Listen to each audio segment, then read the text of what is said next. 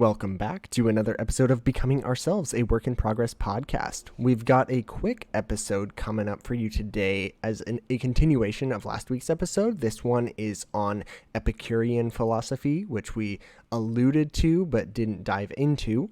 It is a little bit related to Stoic philosophy, but has a lot of differences as well. So Joel has a lot of thoughts and opinions on it and shares a really accessible way to understand and dive into it, as well as clearing up some misconceptions of modern Epicureanism. So really excited to have you tune in here, and I hope you enjoy a relatively quick, for our standards, episode on Epicureanism.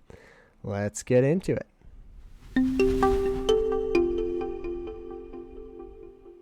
Thank you for tuning in to a new episode of Becoming Ourselves. Hey, I coughed in the middle of that one.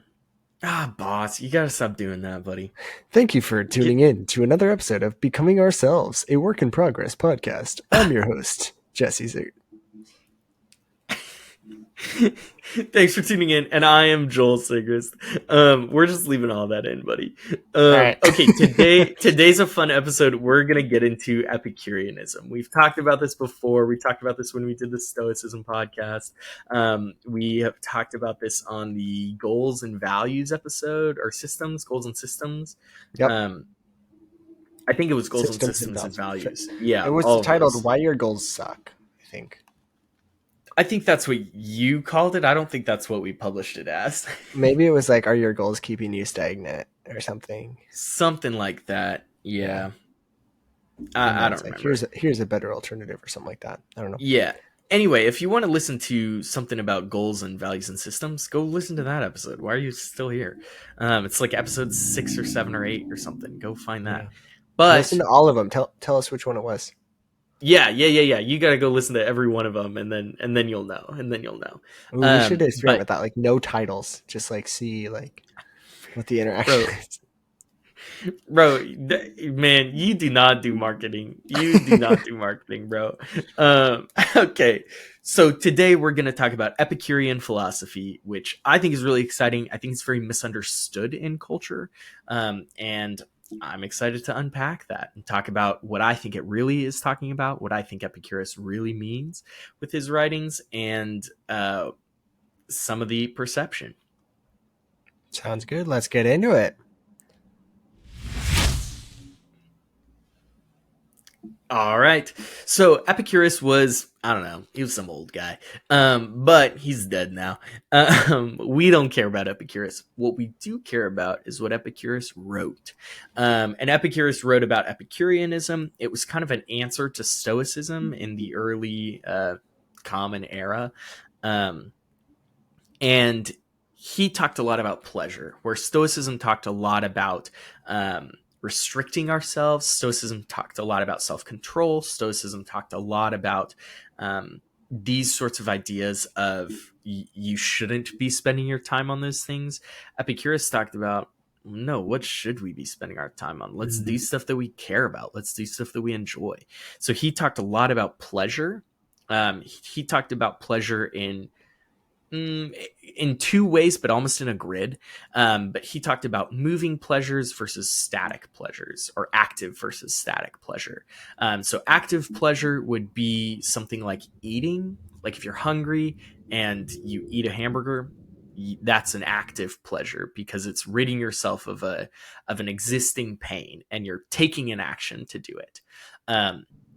Another example of like active pleasure would be like watching a movie. That would be an active pleasure versus static pleasure. Static pleasure is more of your resting state. And static pleasure is more like knowing that I am not behind at work. That's a static pleasure. So I'm not doing anything actively, but it really makes a difference in my mental state if I'm behind at work, if I'm worried about getting fired, versus if I'm caught up, if I'm doing a great job, if I'm satisfied. Some of those static pleasures are ones that I love when I experience them. And it's not, I wouldn't say for me, it's not like a constant thing, but there's moments, I even had one today at work where it was just like, I feel good and I want to figure out why. Like Yeah. something's good and I can't remember why it is, but like I'm happy, which is such a Yeah. cool feeling. It is. It's a great thing. And so he talked about pleasure is the absence of pain, the absence of dissonance. That pleasure is when you're just doing good. Something's nice, nothing's wrong. And I think the way that we talk about pleasure today is a lot more fleeting. It's things like going to a fancy restaurant, and that's what we talk about as pleasure, Mm. right? We talk about sex as pleasure. That's probably the way that we talk about pleasure the Yeah. most in today's world. But Epicurus talked about it less as that and more as kind of these active versus static pleasures, the absence of pain. And then he Mm. talked about those two on two different verticals. And so one of those is physical, and the other one is, he called it body versus soul, but it's kind of physical or mental. And Mhm. so a physical active pleasure would be, could be sex. It also could be that, like, I'm hungry and I'm eating dinner. And so now I'm no longer hungry. That's an active pleasure.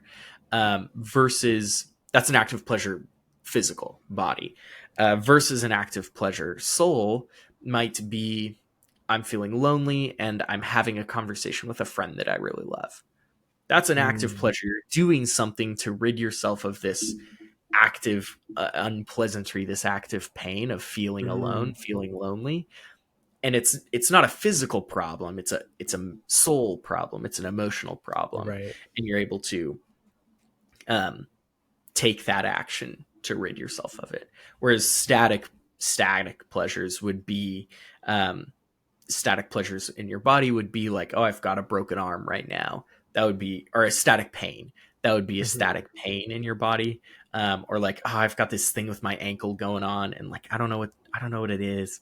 And it just bothers me when I walk. That would be like a static. You're not doing anything actively that's wrong, but there is something there. And Yeah. so, yeah.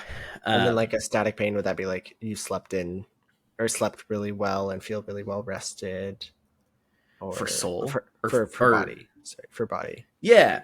Yeah. So it could be that, yeah, it could be that you're, or it could be that you're very well hydrated right now. And so Mhm. you just are feeling good, right? Your skin feels good and your body feels good. That could be like a static pleasure of the Mhm. body. Yeah. Whereas in soul, the active is like having that good conversation with a friend when you're lonely. The static could be, the static pain could be, I'm worried about whatever's going on at work. Maybe I have this big project coming up. Maybe I have this big, maybe I have a performance review coming up, and I don't know how I don't know what it's gonna be. And so the static pleasure on the soul, on the emotional side, would be, I just got a performance review that went great. Or I just had this hard conversation with my partner and it actually went better than I expected it to. And I'm not worried about it anymore. And those sorts of things are static, right? And that now it's like, okay, um, I'm not doing an action, but I'm happy because I'm at a good state of homeostasis. I'm in a good place as far as my relationship with my partner, my relationship with my friends. And just knowing that, I feel better than being worried about those relationships or being worried about that project at work that's coming up. Yeah, I love that. I love that mindset. That double axis is really cool. Or like you've got Yeah. your moving and static both for bodies and souls. I think that helps. Anytime you can classify something, it can make it more attainable, I think. Yeah, it's powerful. Knowledge is power, right? And being able to Mhm. have the language for this, I think, can be very powerful. Yeah, and like we're super complex, right? And so I think it's possible to have um, static body pain and also static soul pleasure simultaneously. Yes. And I think sometimes when like something goes bad, like there's this expectation like I can't have any happiness, I can't have any contentment right now because things are going bad, and being able to say, well, you know, body's in pain, right? Body's hurting right now, or soul's Hmm. hurting right now. I acknowledge that. I feel that. And also my soul feels better. Yeah. And so it gives a little bit more language to being Yeah. able to experience good and bad at the same time. Absolutely. Absolutely. And one of the Epicurists took it a step further, and he kind of ranked these as far as their importance. And so he said that static soul is the most important.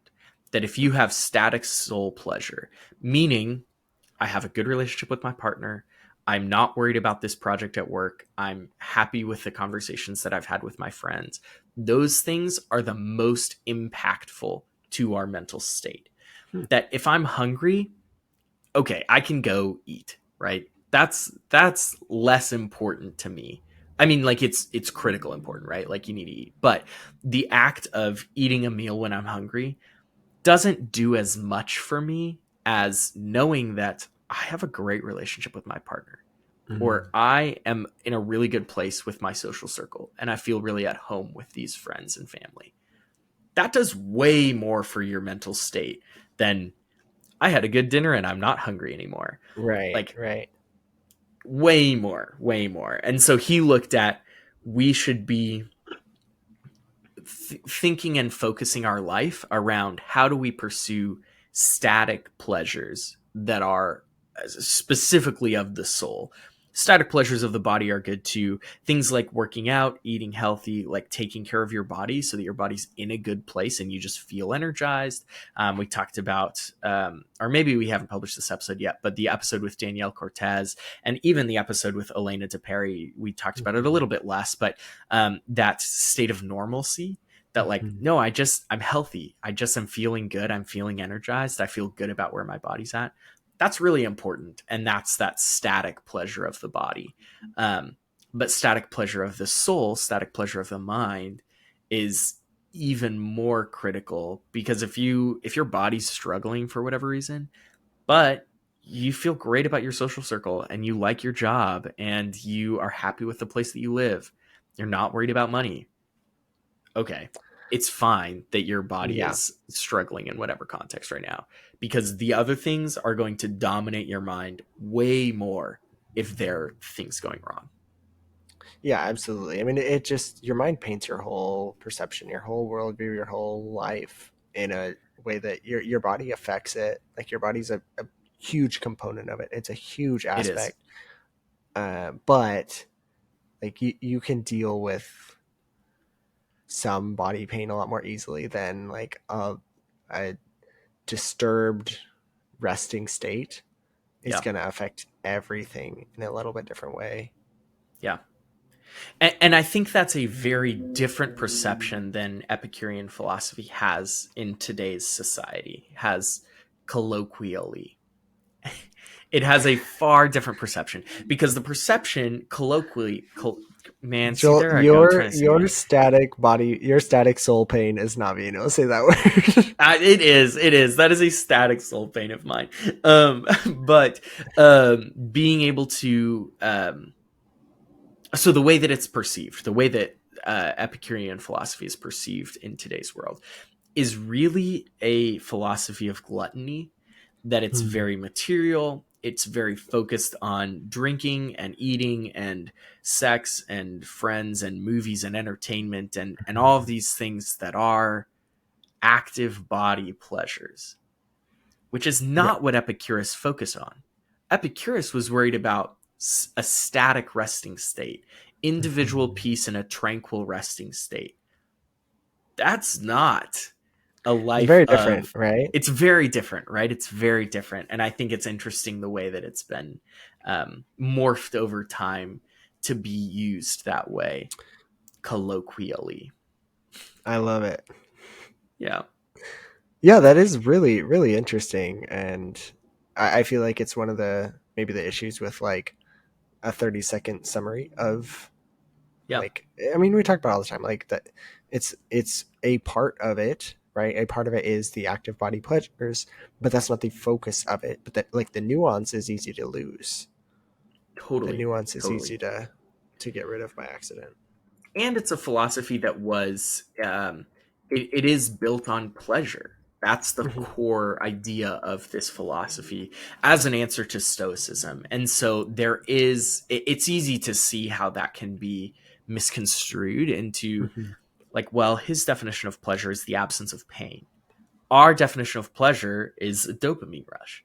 Right. Those are different definitions of pleasure. And so if you hear today about a philosophy that's built on the pursuit of pleasure, yeah, it is Yeah, way it different paints than a what really quick Epicurus picture. describes. It Yeah. does. Yeah. It No, does. that's really interesting. And like the language that we use today, like you're saying, is we don't have a lot of space for, at least in English, we don't have a ton of space for a pleasant resting state, right? Like we Yeah. kind of have to string a lot of words together to try to paint the picture we're trying to paint. Where I imagine Yeah. Epicurus is probably Greek, right? Yeah, I believe so. Ancient Greek, where I mean, I don't study ancient Greek, but I'd imagine there's maybe a little bit easier word to get the more Yeah, it's a holistic different meaning language. that he was trying to Yeah. convey. Yeah. Yeah. So a couple of quick points on Epicureanism that I think are significant.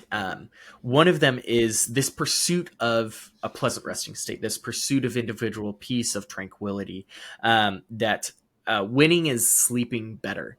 Winning means that you're not staying up all night, like you're not worried about tossing and turning, and you're not struggling to sleep through the night. Like success is not in this context, success is not about how much money you have. It's not about how good of parties you can throw, or how many you go to, or how many threads followers you have, or how big your podcast is, or anything, right? Success is about when you go to sleep, you sleep well and you wake up in a good mood. Mhm. That's what it's about. It's about when nothing else is going on, before you have any stimulus in your life, before you have any stimulus in your day, you're in a good mood. Mhm. You're in a happy place. You're in a positive place. And I think that is what we're trying to get to. That's the gold standard in Epicureanism. That it's not that, yeah, all my weekends are packed because I get to go to all these fancy parties. No, that is not. Maybe for you, that's a way to get to this resting state of waking up in a good Mhm. mood. I doubt it. Like I those saw those are pretty unrelated. I got an email today, a daily newsletter from, I think it was, this one was from James Clear, and I can't remember who the quote was attributed to, but it was like, the question when you wake up is not, is today going to be a good day? Like, today is a good day. It's about how much good am I going to get out of today, Mhm. which feels pretty related. Of like, if you're in this pleasant resting state and you're experiencing this tranquility and you wake up in a good mood, like you're set up for success to get, like, today will be a good day. You're set up for Yeah. success to get the good out of today. I love that. I love that. Yeah, and I love like the optimism with that. Mm-hmm. That like and again, like it's hard to get to that point. That doesn't just happen on accident. Like that happens through decisions. That happens through design. Like that happens intentionally. And it takes you being willing to have difficult conversations when you need to have them, and not putting those things off. And it takes you being willing to sacrifice in the short term so that in the long term you're able to be in a more pleasant state. It takes you going to the gym and putting your body through that. It takes journaling, it takes meditation, it takes building good relationships with the people around you. It takes all these things to be able to get to a point where you wake up in a great place and you wake up very happy. But that's the gold standard. That's the move. That's the Right. goal. Right. That's the, yeah, that's the end destination ideal. Yeah. And you have to build out your systems and live by your values to start to get there. But I think Yeah. it is really helpful Sorry that I to said it's the goal. It's not the goal. It's get trash. yeah. Canceled. I'm quitting this show. That's the value. That's the value, and living through your systems to get to that value. Yeah. But And one of those systems is, which this I think is so funny, just not necessarily funny haha, but funny ironic, right? Yeah, ironic that one of the big pieces of Epicureanism is abstaining from frivolous pleasures that borrow from tomorrow, that borrow from the future. Don't be doing that. Like, those are like, if you wake up with a hangover, you're not in a good mood. Like, Yeah, I've done it. It's not a good mood, right? It doesn't matter what else is going on. If I wake up with a hangover, I am not in a good mood. it's gonna be a tough day. It's gonna be, and maybe the day ends up fine. You are not able to wake up in a good mood with a Starting hangover. behind the eight ball, right? It is. It really is. It really is. And so it's this idea that make decisions based on how well is this going to set me up to have static pleasure of the soul. Maybe you don't have to say it that way, but that's kind of the frame. That's the lens of this If you idea. say it that way, you won't be tempted to drink because you won't be invited to the bar. That's true. That's true. But then you may be losing out on relationships. There may be some other negatives that come with that. No, But I would not consider that to be exactly the yeah, mindset, but yeah, I think it um, does. yeah, yeah. And we live in an abundant culture where it's not expensive to go. I mean, it can be, but it doesn't have to be expensive to load up on substances. Like, you Hmm. can get cheap liquor, you can get cheap drugs, you can get cheap whatever, and you can get yourself messed up that way. But then Hmm. you're paying for it later. You're paying for Right. it in your body's resting state later on. So Yeah, Mark Manson, I love how that quote says, just like borrowing from tomorrow, right? Like yeah, we talk often about like time as a resource, and I would say even in a little bit like health can be a resource. yeah, And if you're not investing well in like what tomorrow looks like from whatever standpoint, yeah, it maybe feels better today, but it's a recipe for pain. it is. It is. Mark Manson talks about freedom in the 21st century is not about having more; it's about choosing your commitment to less. And I think that's right in line with this. I think that's a really important quote. Mark Manson's a cool guy, um, but or has some cool ideas. I don't know him personally, but um, there are a lot of opportunities to have more. Right? We have overnight shipping from Amazon. We have I have two WalMarts within 10 minutes of my house. I You can As get does what anything you want. every single Just person in America or something. just about. Yeah, I think Everyone that's who like lives their in a stat, city. right? Their Yeah, it's stat is like something. everyone within 6 months. Yeah. Anyway. Yeah, something ludicrous. And so we have access to a lot of stuff, a lot of things, and freedom is not about having the most things or even having the best things. It's about being intentional about the things that you do have. It's about choosing what you do have and choosing to commit to less. It's about, you don't need to read all the news and consume all the entertainment, but when you do, you can choose the news and the entertainment that you care about, that you want to consume. And that's a way different mindset, way different mentality to come into it than just trying to gobble up everything that's in sight. Yeah, definitely, definitely.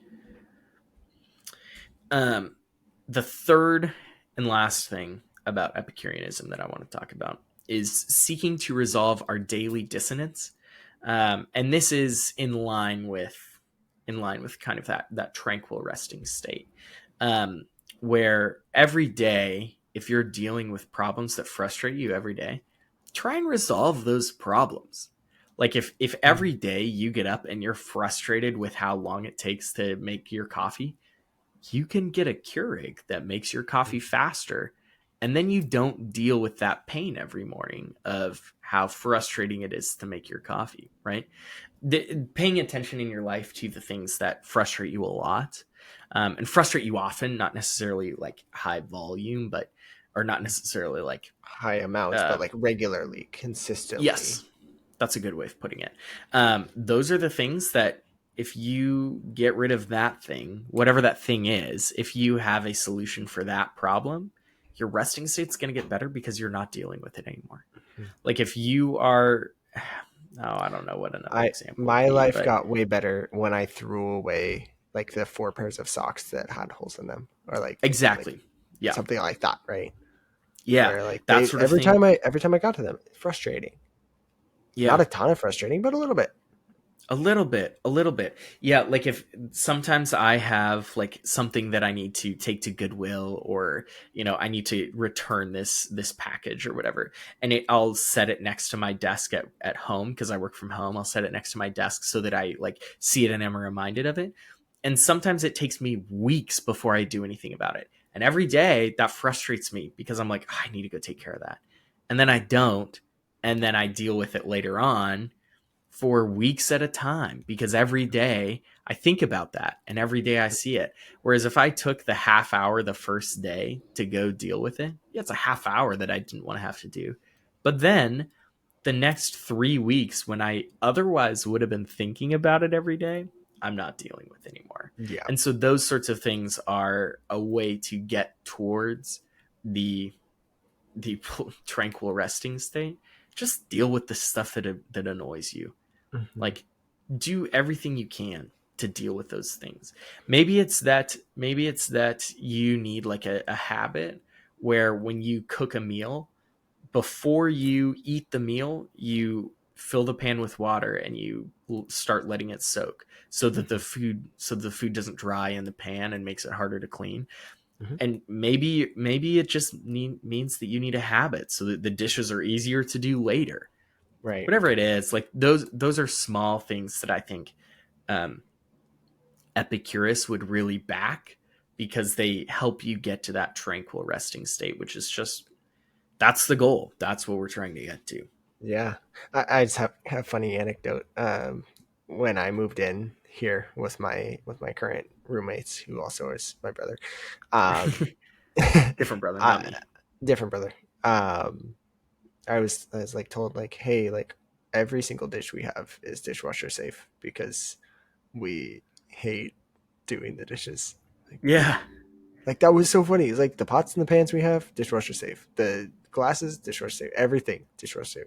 I Similar love note, it. right? Yeah, that Yeah. was an annoyance, a daily annoyance that was intentionally gotten rid of. Yep. Yep. And those sorts of things are minor, but they add up, right? Mhm. And if you have a tough day at work and then you come home and you need to then clean the dishes when you cook, man, that makes it just that much harder to get back into that tranquil resting state. Hmm. And so it's an ideal. It's not something that can always be achieved, that always can be lived in, but that's the goal, to have that hard conversation sooner rather than later. Bad news doesn't get better with age. Like if you have Hmm. bad news to deliver to somebody, delivering that bad news sooner rather than later, having that conversation sooner so that it's not sitting over your head, so that we talked about in the stoicism episode of suffering imagined troubles, having to suffer it over and over again. If you do it early on, you don't have to suffer it in advance. You just have to remember it, Yeah. which is usually not as bad. Yeah. So Yeah. yeah, No, that's my absolutely. thoughts on that's my thoughts on Epicurus. That's my thoughts on Epicureanism. There is more. There can be more, but I wanted to keep this episode around a half hour, and we're right about at that. So Right um, on. yeah, Joel, thanks for sharing some of your wisdom. This for you is appreciate it. like a lot of time spent getting to know, familiarize with Yeah. these things, and it's fun to hear. It's fun to hear what you know about this. I learned a lot. I've only heard about this from you, so talking about it for 30 minutes, I've learned a lot. I appreciate it. Yeah. Yeah, and I think Epicurean philosophy is in some ways like very accessible. It doesn't Mhm. take a lot to like get acquainted with it, right? It's moving versus static pleasures, active versus static pleasures. And it's in the body and in the soul. That's pretty much it. And then there's just Yeah. different ways to apply that. And I think there's a lot that goes into that, and there's a lot of application for that that can be really impactful in the way that you experience your life. So if you're interested, text me at 503-893-2664, and I'm happy to keep talking about this. I'm happy to answer any specific questions or provide more resources or anything like that. It really is something that I think can make a lot of difference. It's made a lot of difference in my life, and I think can for other people too. So that's what I've got to say about Epicureanism, and thanks for tuning in this week.